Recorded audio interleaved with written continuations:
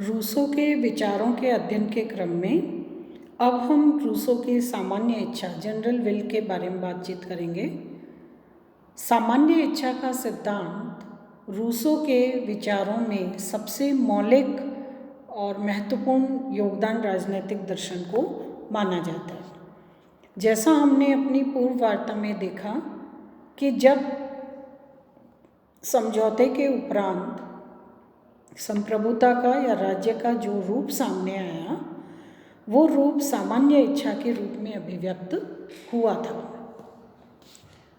और रूसो का ये मानना था कि ये सामान्य इच्छा ही जिसमें प्रत्येक व्यक्ति समाज से पृथक आके घोषणा करके अपने अधिकार संपूर्ण समाज को प्रदान करता है और इस प्रकार से संपूर्ण समाज की एक इच्छा के रूप में सामान्य इच्छा का प्रतिपादन होता है। रूसो ने सामाजिक समझौता सिद्धांत के अनुसार के अंतर्गत जो मनुष्य के स्वभाव का और प्राकृतिक समाज का जो चित्रण किया है और वो ये कहता है कि ये आदिम मनुष्य पशु तुल्य जीवन जीने वाला, निष्पाप, निष्कलंक, निर्दोष, स्वाभाविक रूप से गुणता वाला, अच्छाई वाला एक सामान्य मनुष्य था और जिसका जीवन एकाकी होने के बावजूद भी पूरी तरह से संतुष्टि के स्तर पर कायम था और ये मनुष्य स्वतंत्र, नैतिक और अनैतिक भावनाओं से मुक्त, संपत्ति और परिवार से मुक्त, रहित एक बहुत ही उन्मुक्त प्रकार का आदिम स्वर्णिम युग वाली अवस्था में निवास कर रहा था। किसी प्रकार का कोई लालच नहीं था, व्यक्तिगत संपत्ति नहीं होने के कारण, परिवार का संगठन नहीं होने के कारण व्यक्ति पूरी तरह से आत्म संतोष या कहना चाहिए आत्मरति और एक बहुत स्वाभाविक रूप में प्रकृति के निकट अपना जीवन यापन करने का कार्य कर रहा था या प्रयास कर रहा था। लेकिन धीरे धीरे कृषि का विकास हुआ, अनेक वैज्ञानिक और तकनीकी संसाधनों का विकास हुआ, व्यक्ति में ज्ञान उत्पन्न हुआ, अग्नि का आविष्कार हुआ और इन सब के परिणाम स्वरूप संघर्ष और विनाश का वातावरण तैयार हो गया और सारा प्राकृतिक शांत जीवन जो है वो खंडित हो गया, नष्ट भ्रष्ट हो गया। अब उसकी भ्रष्टता के आधार पर या प्राकृतिक जीवन के नष्ट हो जाने के कारण जो प्राकृतिक जीवन भ्रष्टता की तरफ उन्मुख हो गया, उस स्थिति में जो वातावरण उत्पन्न हुआ वो बहुत असहनीय प्रकार का हो गया और इस संघर्ष और विनाश के वातावरण से अपने आप को मुक्त करने के लिए सभी व्यक्ति एक स्थान पर एकत्रित हुए और उन्होंने अपने संपूर्ण अधिकारों का समर्पण किया। समाज के प्रति या बाकी के समस्त सदस्यों के प्रति प्रत्येक व्यक्ति ने अपने अधिकारों का समर्पण कर दिया। इस समझौते के परिणाम स्वरूप जिस संपूर्ण समाज की एक प्रकार से सामान्य इच्छा उत्पन्न हुई और ये सामान्य इच्छा जो है जिसमें सभी व्यक्तियों जिसके अभिव्यक्ति में या रचना में समाज के सभी व्यक्तियों का योगदान है, वो ही सामान्य इच्छा या राज्य के रूप में अभिव्यक्त होती है। रूसो के संपूर्ण दर्शन में सामान्य इच्छा का सिद्धांत उसका अपना मौलिक सिद्धांत या इस सामान्य इच्छा के रूप में रूसो के मौलिक योगदान को देखा और जाना जाता है। रूसो के इस क्रांतिकारी सिद्धांत ने राजदर्शन के क्षेत्र में बड़े स्तर पर हलचल उत्पन्न कर दी। तो ये एक ऐसा ऐतिहासिक दृष्टि से, जिज्ञासा की दृष्टि से बड़ा दिलचस्पी उत्पन्न करने वाला सिद्धांत है कि वस्तुतः रूसो जैसा विचारक इस सामान्य इच्छा के रूप में क्या कहना चाहता है, इसे जानने के लिए अब हम रूसो की सामान्य इच्छा का विस्तृत वर्णन करते हैं, बातचीत करते हैं। सबसे पहले रूसो ने सामान्य इच्छा का परिचय दिया है कि सामान्य इच्छा है क्या होती है। इसे समझने के लिए रूसो द्वारा प्रतिपादित जो मानव इच्छा का विश्लेषण है वो करना जरूरी है, क्योंकि रूसो ये मानता है कि मनुष्य एक विवेकशील प्राणी है और सामान्य रूप में किसी न किसी प्रकार से विचार या इच्छाएं प्रत्येक व्यक्ति के हृदय में, मन में उत्पन्न होती रहती है, क्योंकि मनुष्य की भूमिका समाज में भी है, व्यक्तिगत रूप में भी है। इसलिए ये इच्छाएं जो हैं मूलतः दो प्रकार की होती है। एक तो होती है यथार्थ इच्छा और एक होती है आदर्श इच्छा। यथार्थ इच्छा जो है वो सामान्य रूप में स्वार्थ प्रधान होती है। इसमें मनुष्य की अविवेकपूर्ण और संकीर्ण प्रवृत्ति के परिणाम स्वरूप मनुष्य जो अपने स्वार्थ को ध्यान में रखकर निजी लाभ के लिए अपनी व्यक्तिगत पसंद के आधार पर सिर्फ लाभ कमाने के विचार से, सिर्फ अपना लाभ करने की संकुचित मानसिकता से प्रेरित होकर जो कामना करता है, जो इच्छा रखता है, जो प्राप्त करना चाहता है, वो कहलाती है यथार्थ इच्छा। और आदर्श इच्छा जो है वो इसके यथार्थ के नितांत विपरीत लोक कल्याण के एक वृहद और व्यापक स्तर को, व्यापक कल्याण को, क्षेत्र को ध्यान में रखकर की जाती है। एक प्रकार से सेवा की, कल्याण की एक वृहद कामना है जो आदर्श इच्छा के रूप में अभिव्यक्त होती है। रूसो का ये मानना है कि ये जो यथार्थ इच्छा है ये वास्तव में समाज विरोधी होती है, क्योंकि ये सिर्फ व्यक्ति के व्यक्तिगत हित पर आधारित है। अब डॉक्टर आशीर्वादम ये कहते हैं कि व्यक्ति की समाज विरोधी इच्छा जो क्षणिक होती है, जो तुच्छ होती है, संकुचित होती है, सिर्फ स्व विरोधी ये आधार जो है वो यथार्थ इच्छा के रूप में अभिव्यक्त होता है। सामान्य इच्छा जो है वो समाज के सभी व्यक्तियों की समस्त आदर्श इच्छाओं का योग है। सर्वयोग, सब समाज के समस्त व्यक्तियों की आदर्श इच्छाओं का सर्वयोग ही सामान्य इच्छा है। रूसो की ये मान्यता है कि सब नागरिकों की वो इच्छा जिसका उद्देश्य सामान्य हित की पूर्ति हो, जो लोक कल्याण पर आधारित हो, वो सामान्य इच्छा कहलाती है। ग्रीन के अनुसार जो सामान्य इच्छा है वो सामान्य हित की सामान्य चेतना है, जो अपनी अभिव्यक्ति निर्माण से लेके अपनी अभिव्यक्ति और कार्यशैली के किसी भी स्तर पर सिर्फ व्यक्तिगत स्वार्थ से पूरित नहीं होती। ये सामान्य हित की सामान्य चेतना है और जो सर्व कल्याण के लिए सामान्य इच्छा नागरिकों की वो इच्छा है जिसका लक्ष्य सबकी भलाई करना होता है, और ये इसी रूप में सामान्य इच्छा इसी रूप में अभिव्यक्त होती है। सामान्य इच्छा के लिए इस प्रकार से दो बातें आवश्यक हुई। पहली बात कि सामान्य इच्छा जो है वो सामान्य व्यक्तियों की इच्छा होनी चाहिए। दूसरा कि ये सामान्य इच्छा सामान्य व्यक्तियों की होने के साथ साथ सामान्य हित पर आधारित होनी चाहिए। तो हम ये मान सकते हैं कि सामान्य इच्छा की दो रिक्वायरमेंट्स हैं, दो आवश्यकताएं हैं। पहला, ये सामान्य लोगों की इच्छा हो, और दूसरा, ये सामान्य हित पर आधारित होनी चाहिए। सामान्य इच्छा का निर्माण जो है वो उसके संबंध में जैसा अभी हमने देखा कि प्रत्येक व्यक्ति की दो प्रकार की इच्छाएं होती हैं, यथार्थ इच्छा और आदर्श इच्छा। प्रत्येक समाज का प्रत्येक व्यक्ति अपने स्तर पर अपने लिए हर सार्वजनिक प्रश्न का निर्धारण और उसकी व्याख्या अपने अनुसार करता है, लेकिन जहाँ उसकी व्यक्तिगत इच्छाओं से टकराव उत्पन्न होता है या इच्छापूर्ण स्वार्थ से सामान्य सार्वजनिक प्रश्न का टकराव उत्पन्न होता है, वहाँ सार्वजनिक या निजी हित को छोड़कर जो सार्वजनिक कल्याण के रूप में अभिव्यक्त होती है वो है सामान्य इच्छा। दूसरे शब्दों में प्रत्येक व्यक्ति की अपनी स्वार्थी और सामाजिक इच्छाओं के मध्य द्वंद्व होता है, प्राय विरोध होता है।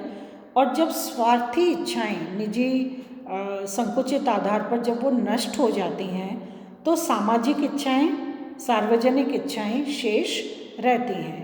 और सभी व्यक्तियों की इन्हीं सामाजिक सार्वजनिक इच्छाओं का, जिन्हें हम आदर्श इच्छा का रूप कहते हैं, इनका सर्वयोग ही सामान्य इच्छा की तरह से अभिव्यक्त होता है। सामान्य इच्छा 3 दृष्टियों से रूसो के अनुसार सामान्य होनी चाहिए। पहला है कि उद्गम की दृष्टि से, इसकी उत्पत्ति या रचना की दृष्टि से इच्छा जो है वो सामान्य होनी चाहिए। इसमें सब नागरिकों की सहमति और सबकी स्वीकृति होनी चाहिए। दूसरा, क्षेत्र की दृष्टि से भी ये सामान्य होनी चाहिए, राज्य की समस्त जनता से संबंधित होनी चाहिए, सिर्फ एक वर्ग या एक क्षेत्र विशेष से नहीं। तीसरा, ध्येय या लक्ष्य के दृष्टिकोण से भी ये सामान्य होनी चाहिए, समाज के हित को पूरित करने वाली होनी चाहिए, समाज के हित के अनुकूल होनी चाहिए। तो उद्गम के आधार पर, क्षेत्र के आधार पर और ध्येय या लक्ष्य के आधार पर इच्छा में सार्वजनिकता का पुट होना चाहिए, समाज का एक बड़ा दायरा या संपूर्ण समाज का हस्तक्षेप उसमें होना चाहिए, और सर्वहित की प्रेरणा से या सर्व लाभ की प्रेरणा से कार्य करने वाली ये इच्छा संयुक्त रूप में सामान्य इच्छा की तरह से अभिव्यक्त होती है। इस प्रकार से अभिव्यक्ति ये सामान्य इच्छा ही संप्रभु है, ये सामान्य इच्छा ही राज्य के रूप में गठित है। रूसो ने संप्रभुता को सामान्य इच्छा के रूप में अभिव्यक्ति दी है। जो राज्य का स्वरूप है वो सामान्य इच्छा के रूप में अभिव्यक्त होता है। रूसो की अगर सामान्य इच्छा की हम विशेषताएं देखें तो पहली बात है कि ये अखंड होती है, यानी इसे इकाइयों में, खंडों और उपखंडों में या भागों में विभक्त नहीं किया जाता। ये एकत्व के आधार पर अखंड रूप में स्थापित होती है। दूसरा, ये जो सामान्य इच्छा है ये संप्रभुता है। जो सामान्य इच्छा है ये सर्वोच्च है, संप्रभु है, इस पर किसी भी प्रकार के दैवीय, प्राकृतिक या अन्य नियम और विधि विधानों का प्रतिबंध नहीं होता। सर्वे सर्वा है, सर्वोच्च है, यही कानूनों का निर्माण करती है। सामान्य इच्छा से ही कानूनों का निर्माण होता है, धर्म की स्थापना, धर्म का निरूपण होता है, और नैतिक सामाजिक जीवन को संचालित करने की प्रत्येक प्रक्रिया इसी सामान्य इच्छा के द्वारा ही निर्धारित और निर्णित की जाती है। तो सामान्य इच्छा संप्रभु और सर्वोच्च होती है। फिर सामान्य इच्छा की एक और विशेषता है कि अदेय होती है। ये सामान्य इच्छा किसी व्यक्ति को या इकाई को हस्तांतरित नहीं की जा सकती, दी नहीं जा सकती। प्रभु सत्ता को सामान्य सत्ता से, सामान्य इच्छा से अलग किया जाना संभव नहीं है। जिस तरह प्रभु सत्ता का हस्तांतरण संभव नहीं है, उसका खंड खंड रूप में विभाजन संभव नहीं है, उसी तरह क्योंकि रूसो सामान्य इच्छा को ही संप्रभु मानते हैं, तो इसलिए उनका ये मानना है कि संप्रभुता से सामान्य इच्छा को पृथक नहीं किया जा सकता। इसको इसीलिए अखंड रूप में इसका स्वरूप निर्धारित होता है। ये इच्छा से किसी को प्रदान नहीं की जा सकती, हस्तांतरित नहीं की जा सकती। इसके अतिरिक्त रूसो ये भी मानते हैं कि सामान्य इच्छा प्रतिनिधियों के द्वारा अभिव्यक्त किए जाने योग्य नहीं है। इसका मतलब है कि ये सामान्य इच्छा प्रत्यक्ष रूप में अभिव्यक्त होती है, यानी लोकतंत्र के प्रत्यक्ष स्वरूप का समर्थन सामान्य इच्छा के रूप में रूसो कर रहे हैं। जब वो ये कहते हैं कि सामान्य इच्छा प्रतिनिधियों द्वारा अभिव्यक्त नहीं की जा सकती, यानी लोकतंत्र का जो अप्रत्यक्ष रूप है उसे रूसो स्वीकार नहीं करते। वो सामान्य इच्छा प्रत्यक्ष रूप से अभिव्यक्त होती है, मतलब ये प्रत्यक्ष लोकतंत्र के माध्यम के रूप में अपने आप को स्वयं अभिव्यक्त करती है। किसी दूसरे माध्यम की या इकाई की या संस्था की या कानून और नीति की आवश्यकता नहीं होती। इसके अतिरिक्त ये सामान्य इच्छा दोष रहित होती है। इसमें किसी भी प्रकार का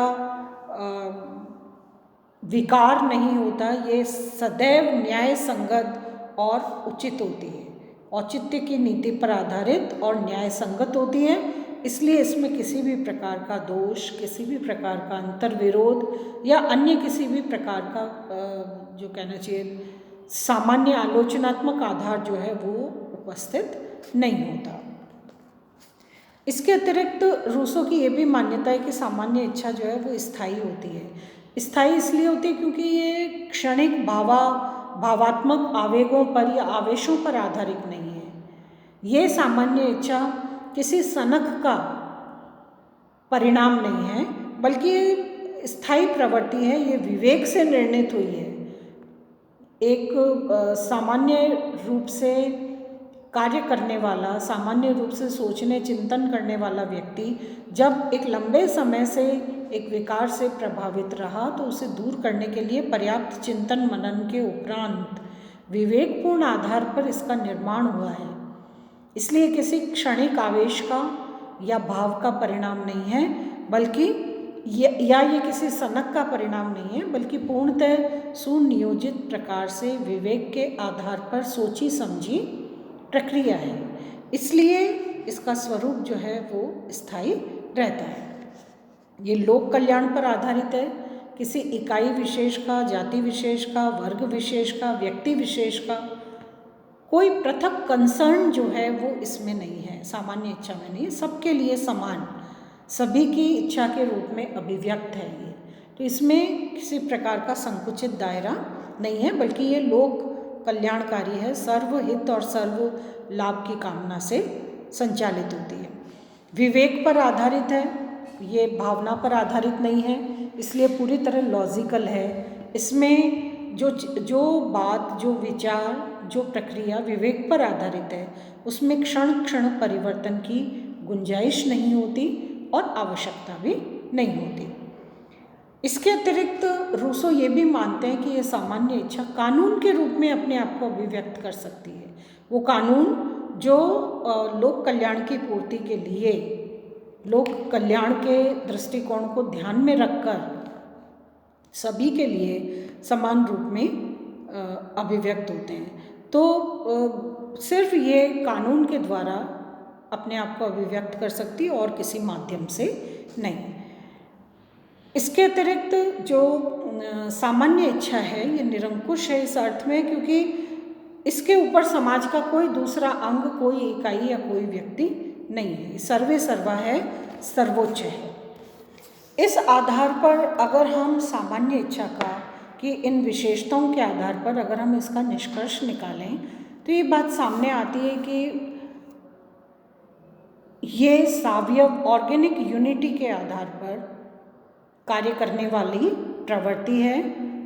राजनीतिक संगठन या विराट पुरुष के रूप में जो इसकी एक परिकल्पना रूसो ने की है वो एक नैतिक प्राणी के समान है जिसकी अपनी इच्छा सामान्य इच्छा के रूप में अभिव्यक्त हुई है। ये संपूर्ण समाज के कल्याण की भावना से प्रेरित होती है और राज्य के सभी सदस्यों के लिए न्याय और अन्याय का निर्धारण सामान्य इच्छा करती है। इसी प्रकार समस्त प्रकार के कानूनों का मूल स्रोत सामान्य इच्छा होती है, अन्य कोई इकाई या संस्था संगठन नहीं है। ये सदैव सार्वजनिक हित का पोषण करने वाली, उसको सुरक्षित संरक्षित करने वाली एक राज्य की संप्रभु शक्ति या संप्रभु अभिव्यक्ति है। अब सामान्य इच्छा के समान ही हमें कुछ दूसरे प्रकार की अवधारणाएं और कुछ शब्द जो हैं वो हम सुनते हैं, जैसे सामान्य इच्छा और बहुमत। तो जब रूसो ये कहते हैं कि समाज के प्रत्येक व्यक्ति की इच्छा आदर्श इच्छा और उस आदर्श सभी की आदर्श इच्छाओं का कुल योग सामान्य इच्छा के रूप में अभिव्यक्त होता है, तो एक स्वाभाविक सी बात है कि ऐसा लगता है कि सामान्य इच्छा और बहुमत एक ही चीज़ है।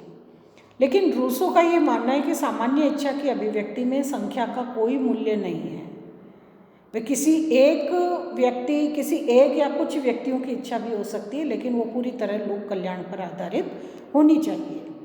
अल्पसंख्यक वर्ग पर अगर बहुमत वर्ग अपनी कोई बात थोपने की कोशिश करता है तो वो सामान्य इच्छा कतई नहीं हो सकती। सामान्य इच्छा में जो मूल उद्देश्य है उसका लोक कल्याण का, उसकी पूर्ति आवश्यक है। तो बहुमत में संख्या का योगदान है, संख्या का आधार है, मापदंड है, लेकिन सामान्य इच्छा का मापदंड संख्या नहीं है। ये एक व्यक्ति की इच्छा भी हो सकती है, अनेक की हो सकती है, कुछ की भी हो सकती है, लेकिन लोक कल्याण पर आधारित होनी चाहिए। दूसरा वही अंतर सामान्य इच्छा और सर्वसम्मति में भी है।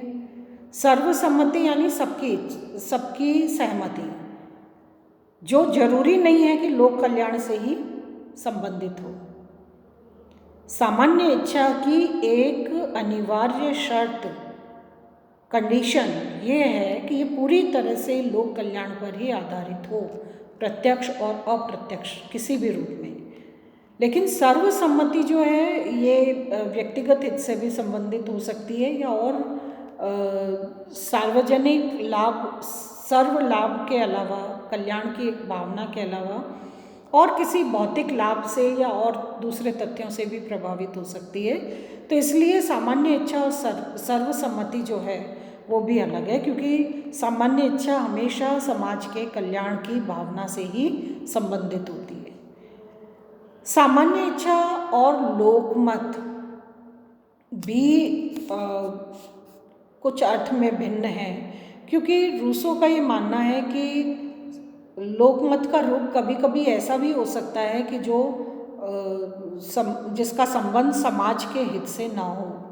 कई बार प्रचार साधन या मीडिया या अन्य प्रकार के साधन, कुछ भाषण या वक्तव्य या प्रेशर या किसी भी रूप में लोकमत को लोक कल्याण के विपरीत भी विकृत किया जा सकता है। प्रभाव और दबाव के माध्यम से उसे अपनी तरफ मोड़ा जा सकता है, उसके स्वरूप को परिवर्तित किया जा सकता है। लेकिन सामान्य इच्छा जो है वो किसी भी दबाव, किसी भी प्रभाव और किसी भी स्थिति में लोक कल्याण से अपने आप को पृथक नहीं करती। इसलिए समानार्थी लगने के बावजूद भी लोकमत, सर्वसम्मति और बहुमत, इन तीनों अवधारणाओं से का पर्याय नहीं है सामान्य इच्छा। सामान्य इच्छा कुछ अर्थ में इन तीनों अवधारणाओं से, बहुमत, सर्वसम्मति और लोकमत से किसी न किसी रूप में भिन्नता रखती है। अब सामान्य इच्छा की आलोचना का हमें थोड़ा सा अध्ययन करना होगा। पहली आलोचना ये की जाती है कि सिद्धांत अस्पष्ट है। आलोचक ये कहते हैं कि पूरा सिद्धांत अस्पष्टता, विरोधाभास और अंतर विरोधों से भरा पड़ा है। क्योंकि सामान्य इच्छा, कभी रूसो कहता है कि सामान्य इच्छा और सभी की इच्छा में अंतर है, कहीं कहीं वो उसे बहुमत के समान बताने की कोशिश करते हैं, या बहुमत की राय को ही सामान्य मान लिया जाता है। तो रूसो ने एक प्रकार से हमें ऐसे कन्फ्यूज़न में छोड़ दिया है जहाँ हम अच्छी तरह से स्पष्ट रूप में सामान्य इच्छा के बारे में जान नहीं पाते। दूसरी आलोचक ये करते हैं कि ये सामान्य इच्छा अनैतिहासिक और काल्पनिक है, क्योंकि इतिहास में इस प्रकार के समझौतों का कहीं वर्णन नहीं मिलता जैसा कि रूसो ने चित्रित किया है। इसलिए आलोचक ये कहते हैं कि काल्पनिक है। रूसो ने अपनी रुचि और अपनी कहना चाहिए विवेक क्षमता के अनुसार इसका सृजन किया है, ये ऐतिहासिक आधार पर सत्य नहीं है। तीसरा, जिस आधार पर सामान्य इच्छा का निर्माण होता है वो है व्यक्तियों की यथार्थ और आदर्श इच्छा।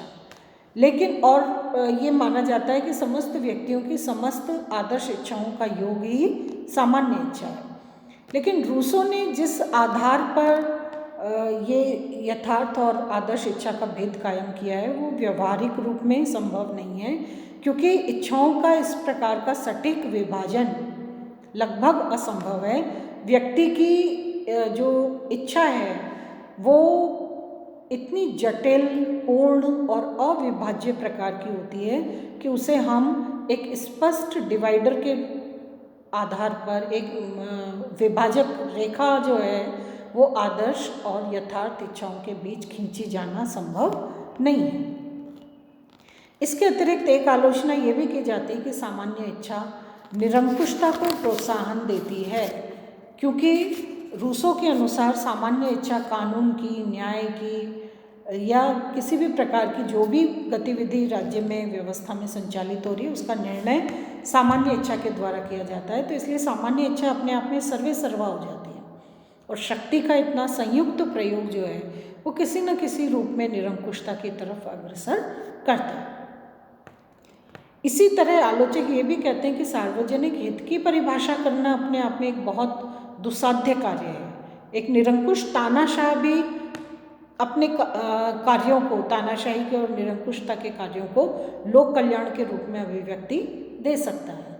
तो इसलिए सार्वजनिक हित की क्या परिभाषा है, इसके बारे में भी एक प्रकार का भ्रम है। सामान्य इच्छा जो है वो जिस रूप में रूसो ने अभिव्यक्त किया, आलोचक कहते हैं कि व्यक्ति की महत्ता को बिल्कुल ख़त्म कर देता है। इसमें व्यक्ति की अपनी कोई स्वतंत्र अभिव्यक्ति या कोई स्वतंत्र राय नहीं रहती। रूसो के दर्शन में ये सबसे बड़ा दोष व्यक्तिवादी मानते कि इसने व्यक्ति की सामान्य इच्छा की इस अवधारणा ने व्यक्ति की अस्मिता और उसकी स्वतंत्रता को समाप्त कर दिया। फिर जिस तरह से सामान्य इच्छा का निर्माण है और इसकी अभिव्यक्ति है, बड़े आधुनिक बड़े राज्यों में संभव नहीं है।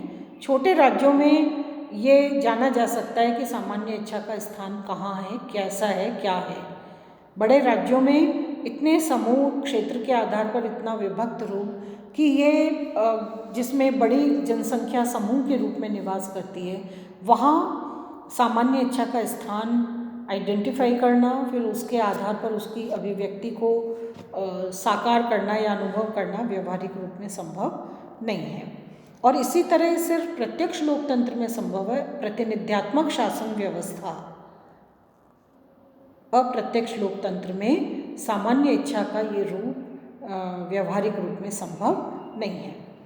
लेकिन फिर भी सामान्य इच्छा के सिद्धांत की आलोचना एक प्रकार की